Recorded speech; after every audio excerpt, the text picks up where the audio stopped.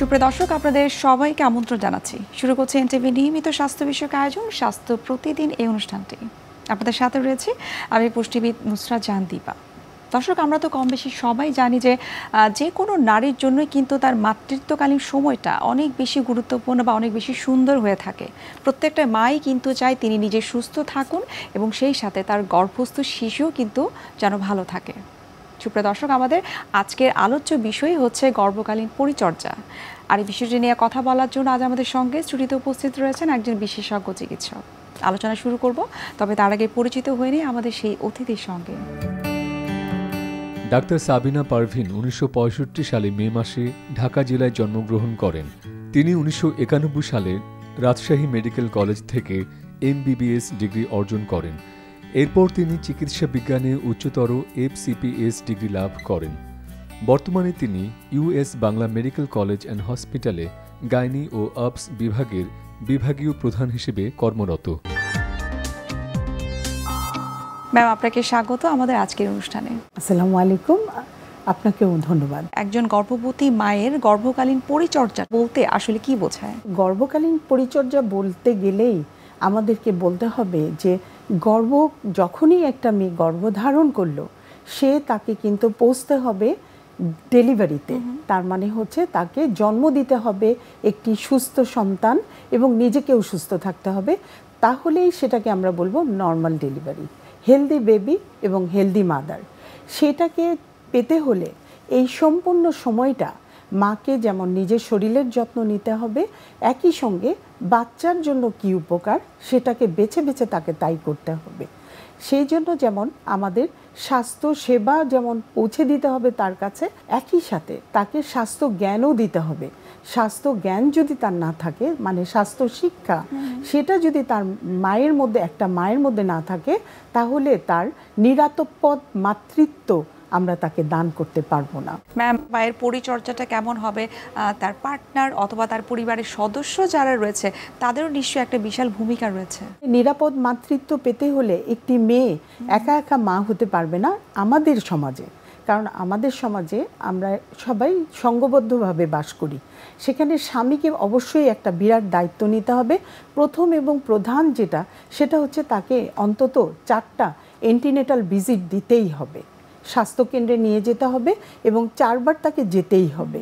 এবং তাকে এই যে আমরা পুরো 9 মাসকে 3 মাস 3 মাস 3 মাস করে ভাগ করে নেই এবং এই 3 মাস 3 মাস 3 মাস মানে মোট ফার্স্ট ট্রাইমাস্টার, সেকেন্ড ট্রাইমাস্টার এবং থার্ড ট্রাইমাস্টার, এই সমস্তটা সময় তাকে কোনো ভারী কাজ করতে দেওয়া যাবে না এবং তাকে কোনো স্ট্রেস করতে দেওয়া যাবে না, কোনো লং ডিস্টেন্স জার্নি করতে পারবে না। এই জিনিসগুলির সাথে সাথে তাকে সুষম খাদ্য এনশিওর করতে হবে। সুষম খাদ্যের মধ্যে প্রথম হচ্ছে কার্বোহাইড্রেট, প্রোটিন, ফ্যাট, এর সঙ্গে ভিটামিন এবং মিনারেল দিতে হবে। এবং এই খাদ্য দিয়েই কিন্তু তার খাদ্যের যে চাহিদা তা পূরণ হবে না, কারণ তার মধ্যে একটি মানুষ বড় হচ্ছে এবং সেই মানুষের হাড্ডি মাংস তৈরি করতে প্রচুর পরিমাণে মাইক্রো মিনারেল লাগবে। সেই জন্য তাকে অবশ্যই সাপ্লিমেন্ট দিতে হবে এবং সেই সাপ্লিমেন্টগুলি তাকে অবশ্যই স্বাস্থ্যকেন্দ্র থেকে নিয়ে আসতে হবে অথবা কিনে হলেও খেতে হবে। এই যে সাপ্লিমেন্টগুলি, এর মধ্যে যেমন আমরা আয়রন, ক্যালসিয়াম খেতেই বলি। আমাদের দেশের মায়েরা তো বাচ্চা গ্রহণ করার আগে আমাদের কাছে আসে না, কিন্তু যারা আসে তাদেরকে আমরা আগে থেকেই বলি যে তারা যেন তাদের শরীরের যে ডেফিসিয়েন্সি আছে, অভাব আছে, কারো আয়রন ডেফিসিয়েন্সি থাকে তাকে আমরা আয়রন নিতে বলি, ক্যালসিয়াম নিতে বলি এবং বিশেষ করে আমরা ফলিক অ্যাসিড নিতেই বলি। কারণ ফলিক অ্যাসিড বাচ্চার জন্মগত ত্রুটি থেকে মুক্ত রাখে বাচ্চাকে। সেই জন্য তাকে আমরা আগের 3 মাস থেকেই ফলিক অ্যাসিড খেতে বলি। কিন্তু প্রথম 3 মাস যে সমস্যাগুলি মায়ের হয়, বমি হয়, গায়ে গায়ে জ্বর থাকে, ব্রেস্টে ব্যথা আসে, সকালে বিছনা থেকে উঠতেই পারে না, হাঁটতে গেলে বুক ধরপড় ধরপড় করে, সে এগুলো কারো কাছে এক্সপ্লেন করতে পারে না, সেই জন্য তার খুব কষ্ট হয়। এই জন্য আমরা চাই যে পরিবারের সবাই এই সময়টা মাকে যেন সাহস দেয়। যারা অতিরিক্ত বমি হচ্ছে তাদেরকে আমরা বমি বন্ধের ওষুধ দেই এবং খাবারের জন্য আমরা বলি যে তুমি খেয়ে বমি করে ফেলে দাও, সেটা বেটার। কিন্তু তুমি যদি বারবার বমি করতে থাকো না খেয়ে, তাহলে তোমার শরীর থেকে লবণের অংশ চলে যাবে, ইলেকট্রোলাইট ইমব্যালেন্স হয়ে গেলে আরও বমি হবে, তাকে আমরা সেটা বলি এবং তাকে বলি ড্রাই ফ্রুটসগুলি বেশি খেতে, এবং যা ভালো লাগে তাই সে খাবে, তাকে জোর কোনো কিছু করা যাবে না। তবে এই ক্ষেত্রে প্রথম 3 মাস তার বিশ্রাম এবং কোনো ওভারক্রাউডিং মানে বেশি লোকজন আছে এই জায়গাগুলিতে যেতে আমরা নিষেধ করব। কারণ হলো যে কোনো ভাইরাল ইনফেকশন মায়ের জন্য যেমন ভয়ঙ্কর, সন্তানের জন্য ভয়ঙ্কর। প্রথম 3 মাসের মধ্যে এমন কিছু ভাইরাস আছে যেগুলি মায়ের শরীরে ঢুকে গেলে বাচ্চা নষ্ট হয়ে যাবে অথবা জন্মগত ত্রুটি নিয়েই সে জন্ম নেবে। প্রথম 3 মাসের মধ্যে একটি বেবি, একটি এমব্রায়ো সম্পূর্ণ একটি মানুষ তৈরি হয়। এরপর বাচ্চাটা শুধু কলেবরে বৃদ্ধি হয়। কাজেই এই প্রথম 3 মাসের মধ্যে কোনো ভাইরাস অ্যাটাক করলে মায়ের জন্য, বাচ্চার জন্য ভয়ঙ্কর। এবং তাকে বলি যে তার যেটা ভালো লাগে করবে, কিন্তু কোনো হেভি ওয়ার্ক করতে নিষেধ করি এবং স্বামী স্ত্রীর সহবাসটাও আমরা প্রথম 3 মাস কম করতেই বলি। পরবর্তী 3 মাসের আমরা বলি মাকে, ওই সময় আমরা কিছু কিছু জিনিস দেই, যেমন হচ্ছে ক্যালসিয়াম, আয়রন। কারণ আমি বলছি যে যেভাবেই ডেলিভারি হোক না কেন সেটা একটা ব্লিডিং এপিসোড, একটা রক্তক্ষরণের ঘটনা ঘটবে। সেটা নর্মাল ডেলিভারি হোক বা সিজারিয়ান সেকশন হোক, নর্মাল হলেও তার 500 ml ব্লাড লস হবে, সিজারিয়ানে তার 1 লিটার ব্লাড লস হবে। কাজেই তার এতটাই রক্ত শরীরে, আয়রন তার প্রিজার্ভ থাকতে হবে যে ওই রক্তক্ষরণ হয়ে যাওয়ার পরেও যেন তার শরীরে নিজের দৈনন্দিন কাজ করার জন্য ততটুকু রক্ত থেকে যায়। এবং যদি তার রক্ত কম থাকে আলটিমেটলি তার কি হবে, ব্রেস্ট ফিডিং ফেইলিওর হবে, বাচ্চাকে সে বুকের দুধ পাবে না বাচ্চা, এবং সেও তার নর্মাল দৈনন্দিন কাজগুলি করতে পারবে না। কাজেই আমরা মায়েদেরকে বিশেষ করে আয়রনযুক্ত খাবারগুলি খেতে বলি। তো আয়রনযুক্ত খাবারের মধ্যে আমাদের দেশে কলা হচ্ছে সবচেয়ে সহজলভ্য একটা ফল। আমরা তাকে বলি যে কলা খাবেন, তারপরে পালং শাক, কচু শাক, এগুলো আমাদের দেশে একেবারেই অ্যাভেলেবল। শিমের বিচি, এগুলোতে প্রচুর পরিমাণে আয়রন থাকে। আমরা প্রোটিনের জন্য বলি ঠিক আছে তোমার ঘরে মাছ মাংস নাই, তুমি 3 রকমের ডাল একসাথে মিশিয়ে রান্না করে খাও, এটাই ফার্স্ট ক্লাস প্রোটিন হয়ে যায়। এবং একই সাথে আমরা মাকে কিন্তু বারবার বলি যে প্রতিদিন তুমি শাক খাবা, প্রতিদিন তুমি ডাল খাবা, প্রতিদিন তুমি একটা কলা খাবা, এবং চেষ্টা করবা প্রতিদিন 1 কাপ দুধ খেতে। এবং শেষের 3 মাস, এবং এই সময় আমরা কিন্তু তাকে টিটানাসের টিকা দেওয়া না থাকলে আমরা দিতে বলি, এবং মাকে হাইজিন মেনটেন করে থাকতে বলি। খাবারটা আমরা তাকে প্রতি 3 ঘন্টা পর পর, সকালে 8টার মধ্যে সকালের নাস্তা, 11টার দিকে একটু স্ন্যাক্স মানে জন্য হালকা নাস্তা করবে, দুপুর 2টার মধ্যে খাবার খাবে, বিকালে একটু হালকা খাবার খাবে, এবং রাতের খাবারটা অবশ্যই রাত্রে 8টা-9টার মধ্যেই খেয়ে ফেলবে। রাতে ঘুমানোর আগে অন্তত 1 কাপ দুধ খাবে।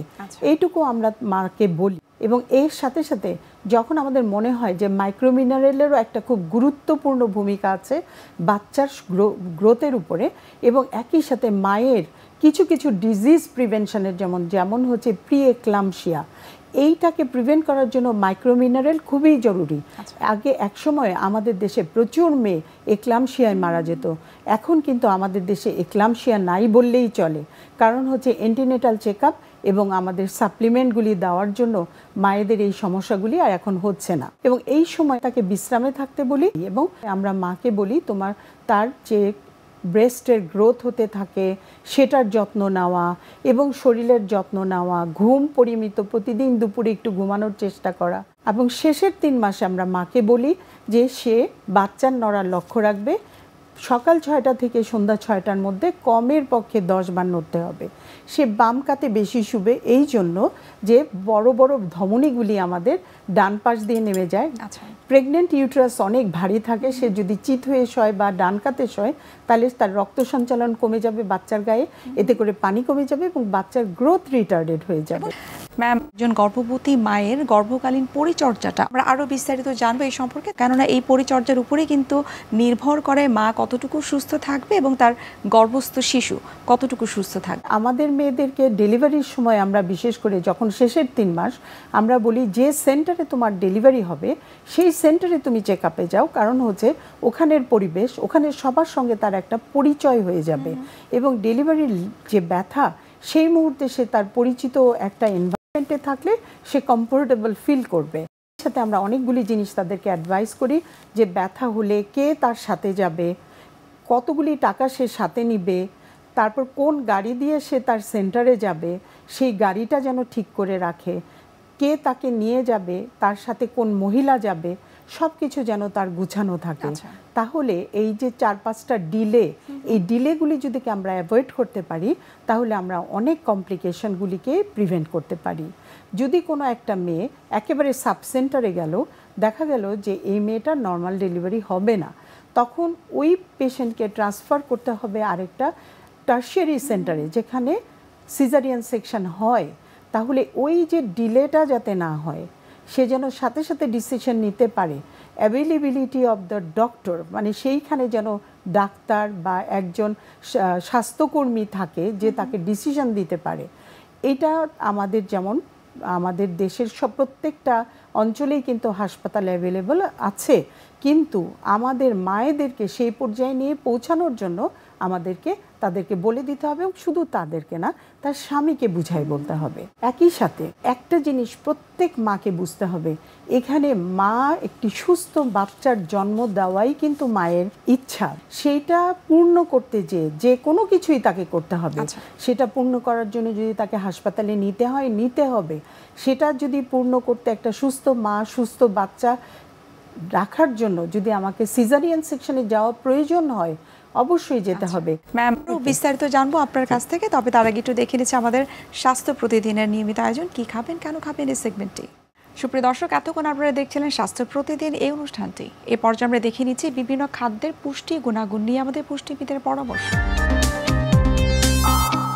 একটি সুস্থ সবল সন্তান প্রত্যেকটা মায়েরই কিন্তু কাঙ্ক্ষিত। সেজন্য যেটা করতে হয়, গর্ভাবস্থা একটু প্ল্যানিং অনুযায়ী করতে হয়। আর যদি আমাদের বাংলাদেশে ম্যাক্সিমাম গর্ভই কিন্তু আনপ্ল্যান্ড থাকে, সেক্ষেত্রে মাকে যেটা করতে হবে, তিনি যখন থেকে জানবেন যে উনি প্রেগনেন্ট, তখন থেকে কিন্তু তার খাবার দাবারের তালিকাটা খুব সচেতনভাবে নির্বাচন করতে হবে। কারণ তার খাবারের উপরই কিন্তু নির্ভর করবে যে তার গর্ভস্থ শিশু কতটুকু সুস্থ সবলভাবে পৃথিবীতে আসবে। আপনাদেরকে জেনে নিতে হবে যে গর্ভাবস্থায় কিন্তু 70% ব্রেন ডেভেলপমেন্ট হয়ে যায়। এর জন্য গর্ভাবস্থায় যদি খাবার দাবার ঠিকমতো না হয়, তাহলে সেই শিশুর ব্রেনের যে সিচুয়েশন, সেটা কিন্তু অনেকটাই দায়ী থাকে মা। এর জন্য প্রথমে আমাদের জেনে নিতে হবে যে আসলে গর্ভাবস্থাকে আমরা 3টা ট্রাইমেস্টারে ভাগ করি। প্রথম ট্রাইমেস্টার মানে হচ্ছে প্রথম 3 মাস, পরের ট্রাইমেস্টার পরের 3 মাস, এবং পরে যে রেস্ট অফ দ্য ডেলিভারির আগ পর্যন্ত আমরা থার্ড ট্রাইমেস্টার বলি। এবং প্রত্যেকটা ট্রাইমেস্টারের কিন্তু খাবারের চাহিদাটা আলাদা। প্রথম 3 মাসে খেয়াল রাখতে হবে, তখন কিন্তু আসলে বাচ্চার কগনিটিভ যে চেঞ্জটা, ব্রেনের যে ডেভেলপমেন্টটা, সেটা শুরু হয়। এর জন্য আমাদের হচ্ছে ফোলেট এবং হচ্ছে B12 খাবারটা কিন্তু খুব সচেতনভাবে নির্বাচন করতে হবে। এবং ডক্টরের কাছে যদি কেউ নাও যেতে পারেন, একজন গর্ভবতী মা কিন্তু নিজে থেকেই এই দুটো ভিটামিন শুরু করে দিতে পারেন, এবং পাশাপাশি সুষম খাবার খেতে হবে। অনেকের খাওয়ার প্রবলেম থাকতে পারে, যে অনেকের ভমিটিং টেন্ডেন্সি থাকে, সেক্ষেত্রে খেয়াল রাখতে হবে ঘুম থেকে ওঠার পরে যাতে পানি জাতীয় বা তরল জাতীয় খাবারটা না খাওয়া হয়। কারণ ওই সময় আমাদের বডির যে সিচুয়েশনটা থাকে, আপনি যখন লিকুইড খাবারটা খাবেন তখন কিন্তু ভমিট টেন্ডেন্সিটা বেড়ে যায়। এর জন্য ঘুম থেকে ওঠার পরে যদি চিড়া, মুড়ি এরকম বা বিস্কিট, শুকনো খাবারটা খাই, এবং তার 10-15 মিনিট যদি আমি পানিটা খাই, তাহলে কিন্তু এই ভমিট টেন্ডেন্সিটা অনেকটা কমে যায়। খেয়াল রাখবেন পরের যে ট্রাইমেস্টার আছে, সেক্ষেত্রে কিন্তু আমাদের খাবারটা অনেক ভালো নির্বাচন করতে হবে, এবং পুরো সুষম খাবার খেতে না পারলেও এমন কিছু খাবার আমাদের খেতেই হবে যেগুলো থেকে আমাদের দৈনন্দিন প্রয়োজনীয় যে চাহিদাটা, সেটার ব্যাকআপ আসে। যেমন ডিম হচ্ছে সুপারফুড, দুধ হচ্ছে সুপারফুড। এই খাবারগুলো হচ্ছে আমাদের খাদ্য তালিকায় অবশ্যই রাখতে হবে, যাতে অন্যান্য খাবার থেকে নিউট্রিশনটা যদি আমার ল্যাকিংসও থাকে, তাহলে এই ধরনের খাবারগুলো আমাকে ব্যাকআপ দেবে। পাশাপাশি পর্যাপ্ত পরিমাণে সবজি এবং ফ্রেশ ফ্রুটস, যেটা হচ্ছে দেশীয় ফল, সেগুলো খেতে বলি আমরা। আর হচ্ছে অনেকে কার্বোহাইড্রেট খাবারটার প্রতি একটু দুর্বলতা থাকে। এখন দেখা যাচ্ছে যে এই কার্বোহাইড্রেট বা মিষ্টি জাতীয় খাবার ইমব্যালেন্সের কারণে অনেক গর্ভবতী মায়েদের ওজন বেড়ে যায়, এবং পাশাপাশি হচ্ছে গিয়ে গর্ভকালীন ডায়াবেটিসের সংখ্যাটা অনেক বেড়ে যাচ্ছে, যেখানে শিশু মৃত্যুর হার কিন্তু অনেক বেশি। এবং পরবর্তী ট্রাইমেস্টার, যে ফাইনাল স্টেজে আমরা সবসময় বলি, তখন কিন্তু আসলে বাচ্চার যা হওয়া সেটা কিন্তু অলরেডি ডেভেলপ হয়ে গেছে, শুধুমাত্র শারীরিকভাবে বৃদ্ধি হতে থাকে। সেজন্য যেটা করতে হবে, অবশ্যই আমাদের পর্যাপ্ত বিশ্রাম নিতে হবে, পানি খেতে হবে, কারণ এই সময় অনেক ঘন ঘন প্রস্রাব হয়, অনেকের ইউরিন ইনফেকশন হয়। সেক্ষেত্রে হচ্ছে যাতে ব্লুবেরি বা বেগুন এই কালারের যে সবজিগুলো আছে সেগুলো আমরা খাবো। এবং সবচেয়ে বড় কথা রেস্টে থাকা, কারণ হচ্ছে এই সময় হচ্ছে মেন্টাল পিসে যখন থাকবেন তখন তার হরমোনগুলো অনেক ভালো কাজ করে। তো এভাবে যদি আমরা প্রত্যেকটা ট্রাইমেস্টারে সচেতনভাবে খাবার নির্বাচন করি, আশা করা যায় একজন মা সুস্থ সবল বাচ্চাকে পৃথিবীতে ভূমিষ্ঠ করতে পারবেন। ম্যাম, যে কোনো কাপলদের জন্য আসলে ফ্যামিলি প্ল্যানিংটা আসলে কতটুকু গুরুত্বপূর্ণ এবং সেটির সাথে একটা বাচ্চা জন্ম হওয়ার আগ পর্যন্ত কি কি বিষয় তাদেরকে বিবেচনা করা উচিত? পরিবার পরিকল্পনা অত্যন্ত জরুরি একটি জিনিস, এই জন্য যে একটি বাচ্চা থেকে আরেকটি বাচ্চা জন্মের যে সময়টুকু, যেটাকে বলি আমরা বার্থ স্পেসিং, এটা কতটুকু হওয়া উচিত, এটার যে ইফেক্ট সেটা কিন্তু পারিবারিক এবং সামাজিকভাবেও পড়ে যায়। যেমন একটা অর্থনৈতিক স্থিতিশীলতা আসে একটা সংসারে, একই সাথে সমাজের এবং একই সাথে তার দেশের উপর। সেই জন্য প্রত্যেকেই উচিত আরেকটি বাচ্চা জন্মের আগেই তাদের এন্টিনেটাল চেকআপের সময় আমরা এই কথাগুলি তাদের বলি। কারণ আমরা দেখেছি যে একটি বাচ্চা জন্মের পর আরেকটি বাচ্চা দেখা যায় যে 2 মাসের মধ্যেই মা আবার বাচ্চা কনসিভ করে ফেলে। সেই জন্য তাকে বলে দিতে হয় জন্মের সাথে সাথে সে বাচ্চা জন্মের পরবর্তী কবে থেকে সে জন্ম নিয়ন্ত্রণের ব্যবস্থায় যাবে এবং কি ব্যবস্থা নেবে। এখন তো পোস্টপার্টাম কন্ট্রাসেপটিভ আছে, এমন আছে যে নর্মাল ডেলিভারির সাথে সাথে আমরা কপারটি ইনসার্ট করে দিতে পারি। ইভেন সিজারিয়ান সেকশনের সাথে সাথেই আমরা মায়ের জরায়ুতে ছোট্ট একটা ডিভাইস কপারটি আমরা পরাই দিয়ে আসতে পারি, যেটা 10 বছরের জন্য। কিন্তু 10 বছর রাখার প্রয়োজন নাই, সে 2 বছর পরে যখন আবার একটা বাচ্চা নিতে যাবে তখন সে কপারটিটা খুলে নিয়েই বাচ্চা পড়তে পারে। এটা খুলতে কাটা ছেঁড়া কিছুই লাগে না, খুব অল্পতেই 30 সেকেন্ডের মধ্যেই এটা খুলে ফেলা যায়।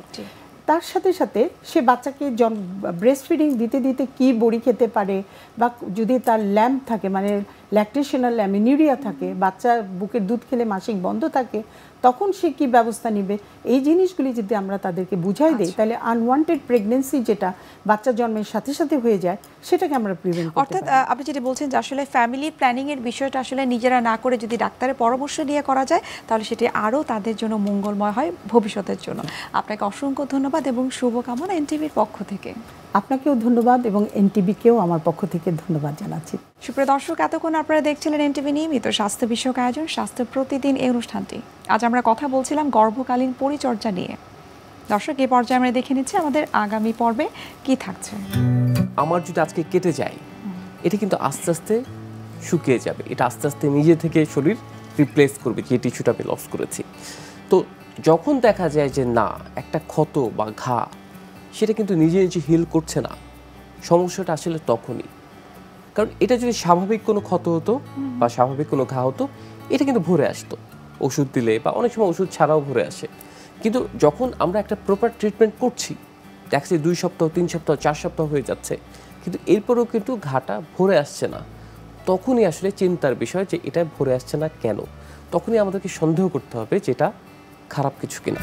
বিশ্বের যে কোনো প্রান্ত থেকে যে কোনো সময় এনটিভি জনপ্রিয় অনুষ্ঠান স্বাস্থ্য প্রতিদিন দেখতে আপনারা ভিজিট করতে পারেন আমাদের পূর্ণাঙ্গ পোর্টাল www.ntvbd.com এ। এছাড়াও এনটিভি বিভিন্ন ধরনের জনপ্রিয় অনুষ্ঠান এবং নিউজ আপডেট পেতে আপনারা ভিজিট করতে পারেন আমাদের ইউটিউব চ্যানেল এবং ভেরিফাইড ফেসবুক পেজে।